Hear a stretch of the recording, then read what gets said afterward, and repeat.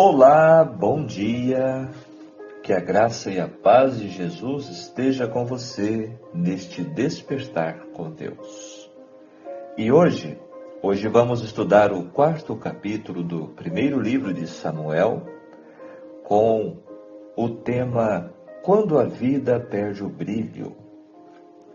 Capítulo muito solene, capítulo muito especial e importante, com muitos ensinamentos para nós.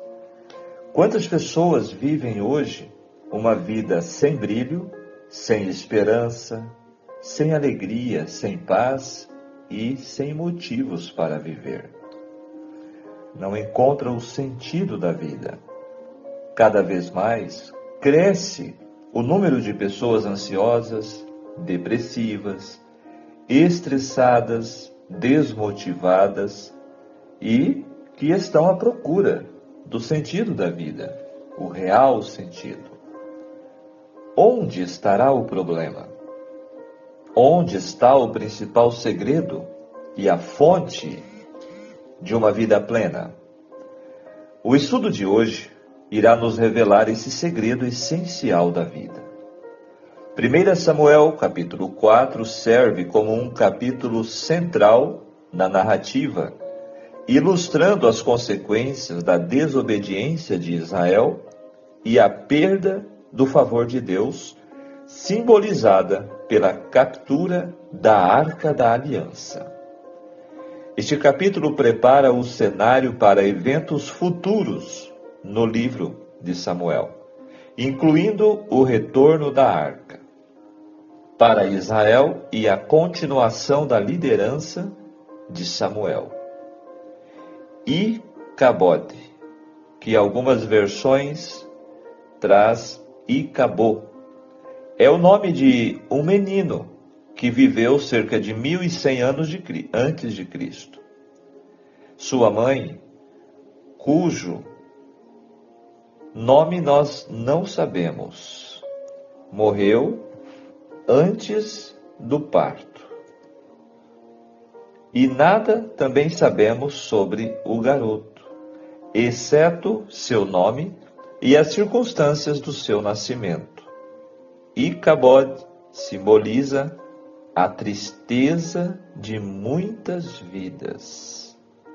Há pessoas que bem poderiam se chamar Icabode, se os nomes hoje tivessem algum significado, como no passado. Realmente, este seria o nome de milhares de pessoas em nossos dias. Essa é a introdução em nosso estudo, em nossa reflexão bíblica de hoje. Agora, vamos extrair os ensinos dos versículos. Vamos aos comentários, análise dos textos. No versículo 1, descreve que veio a palavra de Samuel a todo o Israel.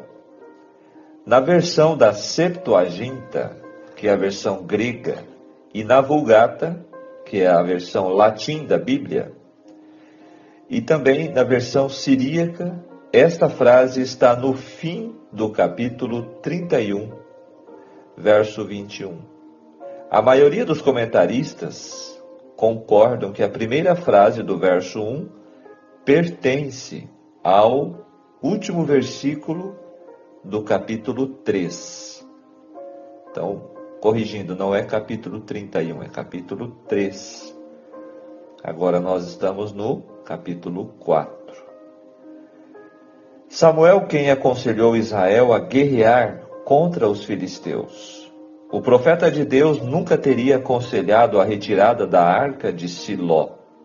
Os que rejeitaram, no entanto, a instrução do Senhor a respeito da adoração que deveria ser prestada a Deus, passaram a olhar a arca com temor supersticioso e a considerá-la como um talismã, cujas qualidades mágicas garantiriam todo tipo de bênçãos. Então veja, eles perderam o verdadeiro significado espiritual da Arca da Aliança. Isso mostra que quando a liderança erra, a vida moral do povo decai. Os filisteus, como já vimos, eram povos do mar. Eles tinham 5 cidades principais: Asdod, Asquelon, Ecrom, Gat e Gaza. E frequentemente eles estavam tentando expandir os seus territórios e assim eles guerreavam contra Israel. Ebenezer, grave bem este nome, é um local histórico que significa pedra de socorro. E no próximo capítulo nós vamos ver de novo a menção deste nome, que era também um lugar. E é um lugar referente perto de Mispa. O versículo 2, então, diz que Israel foi derrotado. Eles saíram para guerrear, não com fé e humildade, confiando no Senhor, mas com orgulho na própria astúcia e em seu poder. Quando Deus estava com eles, nenhum inimigo era páreo. Quando não estava, a derrota era certa. Aí o verso 3 vem a pergunta: por que nos feriu o Senhor? A pergunta dos anciãos é apropriada para refletir a crença de que o Senhor é a guerra. Não esperam uma resposta, mas imediatamente põem em prática o seu próprio plano. Do Senhor é a guerra. Tragamos a arca, disse eles. A convicção aparente dos anciãos de que a arca seria uma garantia mágica da presença do Senhor é semelhante à dos filisteus, que eram idólatras. Os israelitas reconheceram corretamente a grande santidade da arca, mas eles pensaram que a arca por si mesma, ou seja, o objeto, era a sua fonte de poder. Eles começaram a usá-la como um encanto, esperando que ela os defendesse de seus inimigos. Um símbolo de Deus não garante a sua presença e poder. Sua atitude em relação à arca se aproximou perigosamente de uma idolatria. Olha só onde o povo israelita chegou. E quem estava à frente? Ofni e Finéias, os 2 filhos ímpios de Eli. Não é de admirar que o coração de Eli estava tremendo pela arca de Deus. Então o verso 8 diz que feriram os egípcios. Isso mostra que os vizinhos de Israel estavam cientes de como Deus trouxera seu povo do Egito. Os filisteus conheciam a história da libertação de Israel do Egito. E quando eles souberam que a arca estava agora diante deles, eles estremeceram. Verso 9: como eles serviram a vós outros? Uma vitória de uma nação contra a outra era vista pelos vizinhos de Israel como a vitória dos deuses daquela nação. Eram povos pagãos e supersticiosos. Os filisteus venceram esta batalha, mas o fim da história vai mostrar que o seu deus Dagom não é mais perigoso ou mais poderoso do que o Deus de Israel. Vamos ver o desfecho de tudo isto. Então no verso 10 diz que cada um fugiu para a sua tenda. Essa derrota de Israel, ela veio, primeiro, quando se confia demais nas coisas criadas do que no Criador. Segundo, quando tratam levianamente das coisas do Senhor. Levaram a arca para o campo de batalha, quando o lugar designado por Deus. A arca era no lugar santíssimo do santuário. Nunca Deus falou para levar a arca em uma guerra. Terceiro, quando homens ímpios colocam-se apostos no comando e Deus é esquecido. O resultado foi a morte de 34 mil pessoas, israelitas, Foi a perda da arca e a destruição de Siló. O castigo foi tamanho que os profetas posteriores mencionaram como exemplo. Profetas Jeremias e também Davi. O versículo 18, pesado, falando de Eli. Essa informação ajuda a explicar não somente por que a queda de Eli foi fatal, mas também liga sua morte com o juízo anunciado anteriormente, que ele honrava mais seus filhos do que a Deus. Eli liderou Israel durante 40 anos e agora chegou ao fim de sua liderança. Agora o verso 19 descreve a nora de Eli, mulher de Finéias. Apesar dos filhos de Eli serem casados, eles ainda cometiam atos imorais, conforme vimos no capítulo 2, na porta do tabernáculo, com as mulheres que serviam o santuário. Coisa terrível. Versículo 21, Icabote, ou Icabô. Duas palavras hebraicas que dizem nenhuma glória. No verso 22, o capítulo termina com a descrição de uma jovem mulher que, embora casada com um sumo sacerdote ímpio e egoísta, não participava da mesma natureza. Sua preocupação com a morte do esposo e do sogro era uma evidência da afeição natural que ela nutria por eles. Mas fica claro que a preocupação maior dela foi com a perda da Arca da Aliança, o símbolo da presença de Deus. Foi uma demonstração de sua piedosa consagração a Deus e às coisas santas. Nem mesmo os falecimentos ocorridos em sua família a incomodaram tanto quanto a perda da arca. Por isso, ao nascer o seu filho, ela disse, Icabote. Foi-se a glória de Israel. Agora o espírito de profecia, corroborando por que veio a derrota nesta ocasião. Israel saiu ao encontro, à peleja, aos filisteus, e se acamparam junto a Ebenezer. E os filisteus se acamparam junto a Afec. Esta expedição foi empreendida pelos israelitas, notem bem, sem o conselho do Senhor, sem o apoio de sumo sacerdote ou profeta. E os filisteus se dispuseram em ordem de batalha para sair ao encontro a Israel. E estendendo-se a peleja, Israel foi ferido diante dos filisteus, porque feriram na batalha uns 4.000 homens.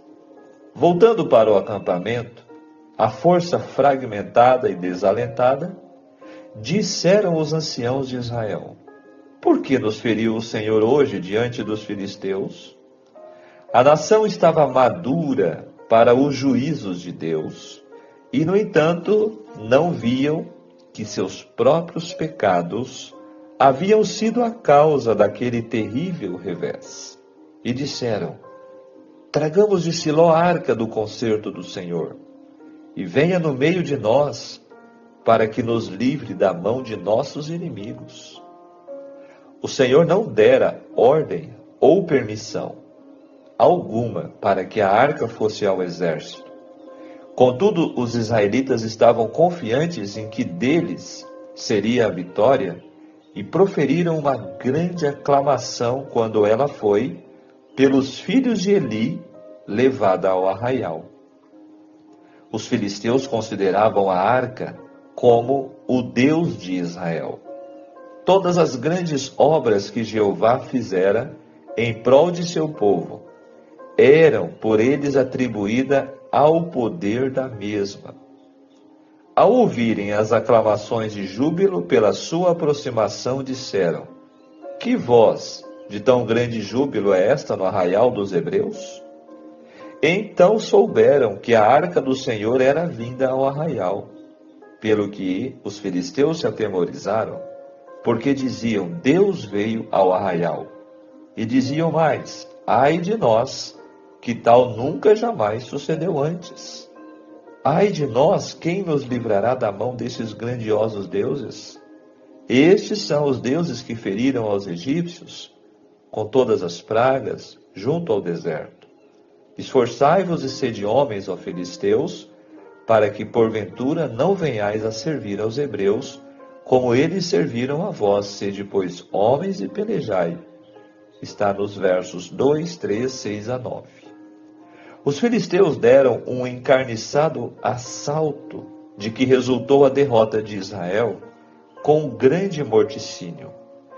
30.000 homens jaziam mortos em campo, e a arca de Deus foi tomada, tendo os 2 filhos de Eli tombado, enquanto combatiam para defendê-la. Deixou-se assim novamente, nas páginas da história, um testemunho para todos os séculos futuros, de que a iniquidade do povo professo de Deus não ficará impune. Quanto maior for o conhecimento da vontade de Deus, tanto maior o pecado daqueles que a desatendem. A mais espantosa calamidade que poderia ocorrer recaíra a Israel. A arca de Deus fora apreendida e estava em poder do inimigo. A glória havia verdadeiramente se afastado de Israel, quando o símbolo da presença e do poder contínuo de Jeová foi removido do meio deles. Com aquele escrínio sagrado, associavam-se as mais maravilhosas revelações da verdade e do poder de Deus.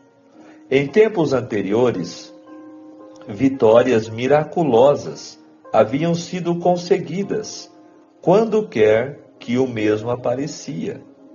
Faziam-lhe sombras as asas dos querubins de ouro e a glória indescritível do Shequiná, símbolo visível do Altíssimo Deus.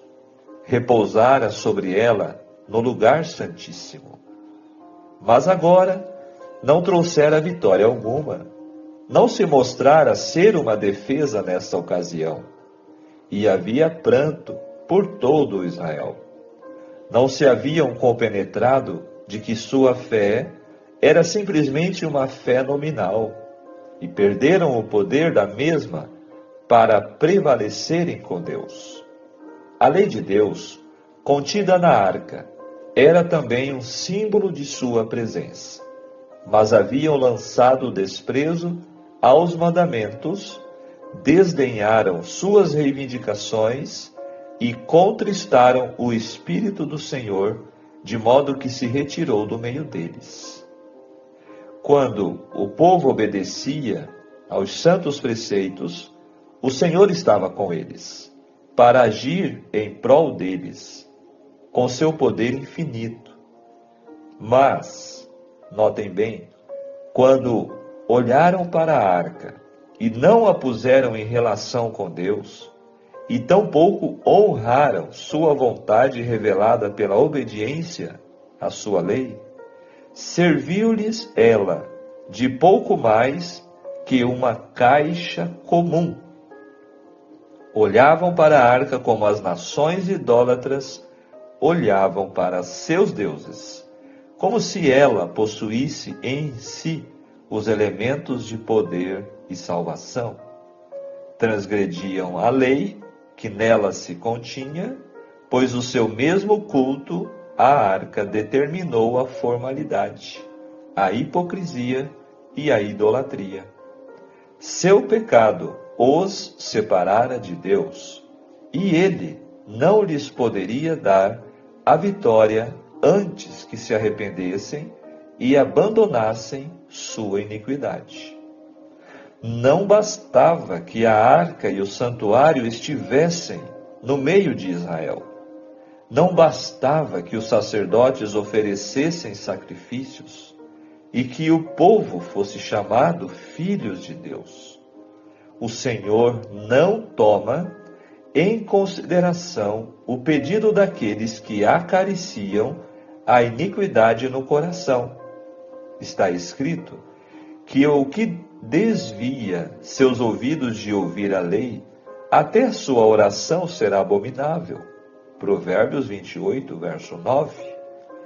Quando o exército saiu para a batalha, Eli, cego e velho, havia ficado em Siló. Foi com inquietadores pressentimentos que ele aguardou o resultado do conflito, porque o seu coração estava tremendo pela arca de Deus. Tomando lugar fora da porta do tabernáculo, assentava-se todos os dias ao lado do caminho, esperando ansiosamente a chegada de um mensageiro do campo de batalha. Finalmente, um benjamita, do exército, com os vestidos rotos e com terra sobre a cabeça, veio correndo pela subida que dava para a cidade. Passando descuidadamente pelo ancião, ao lado do caminho, arremessou-se à cidade e referiu às multidões ansiosas as notícias da derrota e das perdas. O ruído de choro e lamentação chegou àquele que ao lado do tabernáculo vigiava. O mensageiro foi-lhe trazido, e o homem disse a Eli: Israel fugiu de diante dos filisteus, e houve grande destroço entre o povo. E demais disto também teus 2 filhos, Ófni e Finéias, morreram. Eli pôde suportar tudo isso, por mais terrível que fosse, pois ele já o esperava. Mas quando o mensageiro acrescentou: a arca de Deus é tomada, uma expressão de indizível angústia lhe passou pelo semblante. O pensamento de que seu pecado de tal maneira desonrara a Deus e fizera com que ele retirasse sua presença de Israel era mais do que podia suportar. Deixaram-no suas forças, ele caiu e quebrou-se-lhe o pescoço e morreu. A mulher de Finéias, apesar da impiedade de seu marido, temia ao Senhor. A morte de seu sogro e de seu esposo, e acima de tudo, a terrível notícia de que a arca de Deus fora tomada, causaram-lhe a morte. Compenetrou-se de que a última esperança de Israel havia desaparecido, e deu à criança nascida nesta hora de adversidade o nome de Icabote, ou Inglório, dizendo chorosa, com sua respiração moribunda, as palavras: foi-se a glória de Israel, porquanto a arca de Deus foi levada presa. Mas o Senhor não havia rejeitado o seu povo inteiramente, tampouco toleraria por muito tempo a exultação dos gentios. Usara os filisteus como instrumento para punir Israel e empregou a arca para castigar os filisteus. Nos tempos passados, a presença divina a acompanhara, a fim de ser ela a força e glória de seu povo obediente. Aquela presença invisível ainda a acompanharia para levar o terror e a destruição aos transgressores de sua santa lei. O Senhor muitas vezes empregara seus piores inimigos para punir a infidelidade de seu povo professo. Os ímpios podem triunfar por algum tempo, vendo Israel sofrer o castigo. Mas virá o tempo em que eles também deverão defrontar-se com a sentença de um Deus santo que odeia o pecado. Onde quer que a iniquidade seja acalentada, seguir-se-ão rápidos e infalíveis os juízos de Deus. Essa história vai ter continuação nos próximos capítulos. Este texto está no livro Patriarcas e Profeta 583.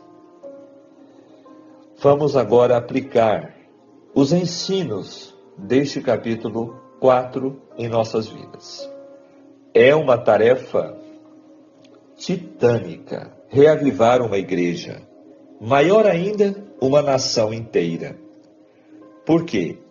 Pois o mal, quando invade ao povo de Deus com suas diversas formas de pecado, penetra em cada canto que tiver acesso, fazendo a maior lambança, a maior algazarra. Observemos com atenção. Pecados arrancam a paz do coração e então, cheio de conflitos, o indivíduo mergulha numa guerra pensando vencê-la. Porém, ao enfrentar inimigos, depara-se com derrotas inimagináveis. Na guerra contra os filisteus, 4.000 homens do povo de Deus caíram mortos, primeiramente. Pecados capacitam pessoas a criarem estratégias lógicas e religiosas, objetivando reparar o que não é possível através das habilidades humanas. Desta forma, o que parece reavivamento, entusiasmo e alegria, como quando a arca veio ao meio do arraial, tornam-se em lamentos. Derrotados, os israelitas buscaram a arca da aliança, o povo vibrou. Contudo, o inimigo investiu e mais 30.000 israelitas foram mortos, a arca tomada e os filhos de Eli morreram na batalha.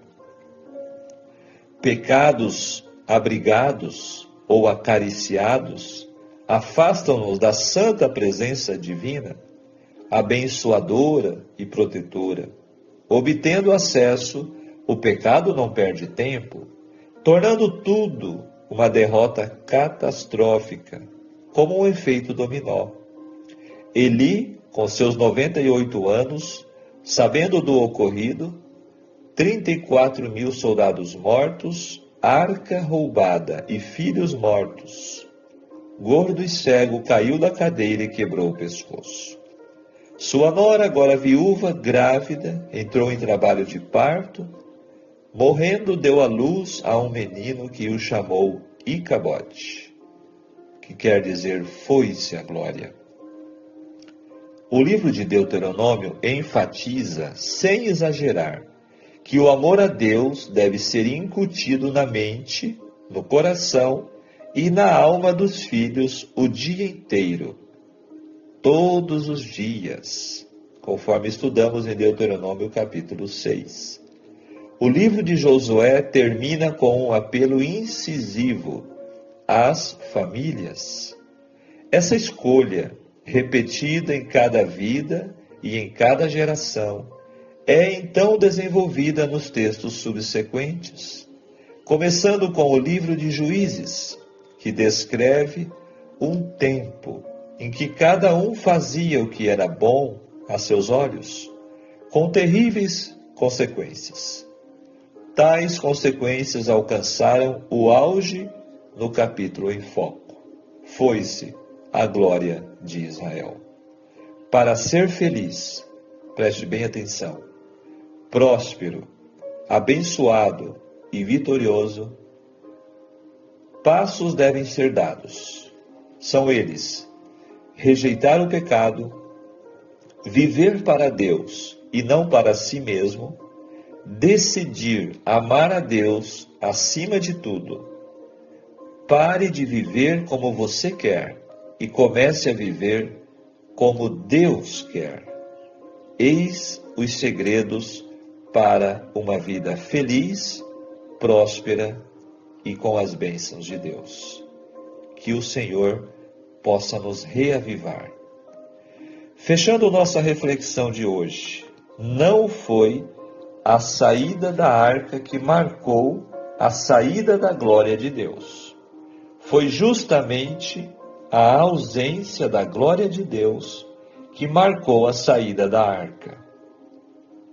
Poucos eram aqueles que permaneciam fiéis ao Senhor, poucos os de coração quebrantado, e acabou, não era, pois, uma novidade, e sim a confirmação da real situação de Israel.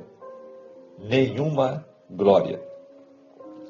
Em um mundo onde pessoas cruzam o oceano só para um momento de satisfação sexual sem compromisso, onde tatuar um crucifixo no corpo é mais ovacionado do que viver o Evangelho da Cruz, onde registrar as melhores imagens de um acidente é mais importante do que socorrer o ferido, onde a moral e os bons costumes são ridicularizados e taxados como ultrapassados, corremos o sério risco de terminar como Eli, como espectadores de más notícias.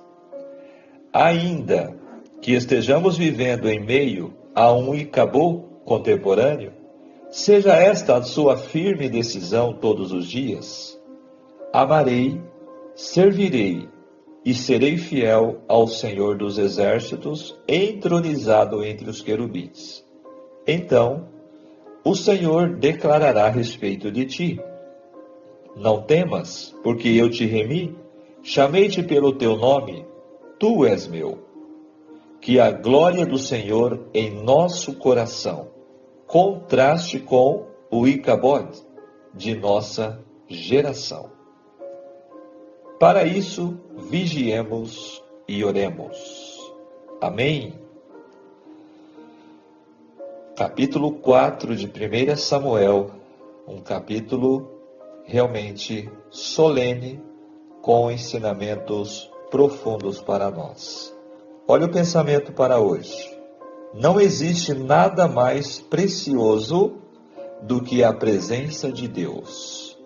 Sem ela, tudo perde o brilho. Amém? Que Deus possa nos abençoar. Que o Espírito Santo possa realmente despertar cada um de nós, para que possamos fazer um autoexame de nossas vidas diante de Deus. O capítulo de hoje, nesta história trágica deste período de Israel, nos ensina que não é suficiente fazer parte de uma igreja. Não é suficiente ter o nome de cristão. Não é suficiente acreditar em apenas formas de religião. Esse capítulo nos deixa claro que é muito mais, a religião é muito mais do que estar na igreja. É viver os princípios, é obedecer os mandamentos de Deus, é fazer a vontade de Deus, para que tenhamos a sua presença em nossas vidas. Que Deus nos ajude para isso. Amém? Maravilhoso Deus, querido Pai Celestial, graças te damos pelo despertar, pelo privilégio de ouvir a sua voz em tua palavra neste momento. Senhor, abre os nossos olhos. Queira, Senhor, nos iluminar as nossas mentes para que possamos realmente compreender o real significado de servi-lo, de segui-lo e fazer a sua vontade. Queira, Senhor, continuar guiando os nossos passos, as nossas vidas, para que possamos ter sempre a sua presença dentro de nós. Perdoe os nossos pecados, fica conosco em mais este dia, te rogamos em nome de Jesus. Amém. Que Deus te abençoe, que Deus te guarde. Tenham todos um ótimo dia, um ótimo final de semana e até o nosso próximo encontro. Se você não deixou o seu like, por favor, deixe o seu like. Inscreva-se se você ainda não é inscrito e compartilhe este estudo, este canal com alguém que você ama. Um grande abraço. Tchau, tchau.